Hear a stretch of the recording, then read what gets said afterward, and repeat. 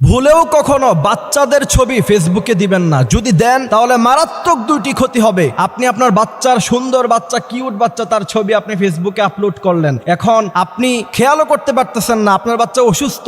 এরপরে ডাক্তারের কাছে নেন, ডাক্তার চিকিৎসা করতে পারে না। ডাক্তার বলে যে তার তো আসলে কোনো অসুস্থতা নাই, কিন্তু বাচ্চা আসলে অসুস্থ। এরপরে আসেন ইমাম সাহেবদের কাছে, খতিব সাহেবদের কাছে। এখন আমি বলি যে আমাকে নিয়ে পানির মধ্যে যদি গোলায়াও খাওয়াইয়া দেন তাহলেও আপনার বাচ্চা সুস্থ হবে না। এই জন্য মনে রাখতে হবে যে এই সমস্ত গার্ডিয়ানরা নিজের বউয়ের ছবি এবং বাচ্চার ছবি, সুন্দর সুন্দর বাচ্চা, কিউট কিউট বাচ্চা, আপনার কি দরকার ফেসবুকে তার ছবি দেওয়ার? আপনি যদি আপনার বাচ্চার ছবি ফেসবুকে আপলোড করেন তাহলে দুইটি ক্ষতির জন্য আপনি প্রস্তুত থাকেন। এই কথাগুলি আমার নয়, বিশ্বনবী সাল্লাল্লাহু আলাইহি সাল্লাম বলেছেন প্রথম নাম্বার যে ক্ষতি, এটা মারাত্মক ক্ষতি এবং এই ক্ষতি হাদিস দ্বারা প্রমাণিত।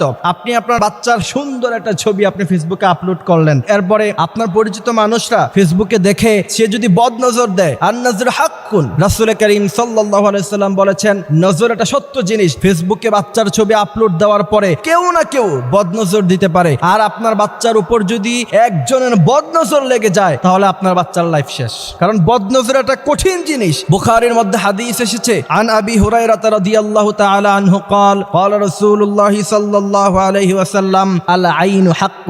বিশ্বনবী সাল্লাল্লাহু আলাইহি সাল্লাম বলছেন নজর এটা খুব সত্য জিনিস এবং বদনজর যদি কারো জীবনে একবার লেগে যায় তার গোটা লাইফটা শেষ।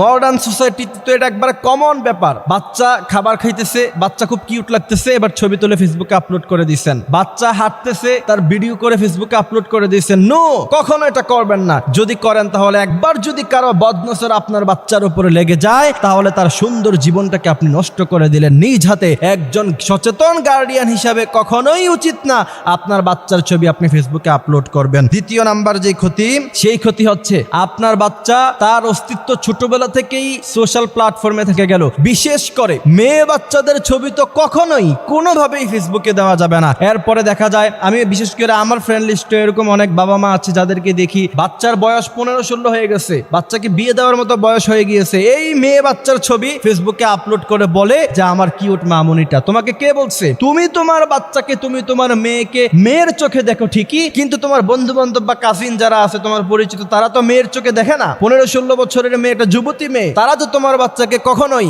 মেয়ের নজরে দেখবে না, কেউ কেউ তো ভিন্ন নজরেও দেখবে। এখন আমরা যখন এই কথাগুলি বলতে চাই তখন আমাদেরকে বলা হয় যে আপনাদের নজর খারাপ, আপনারা খারাপ চিন্তা করেন না।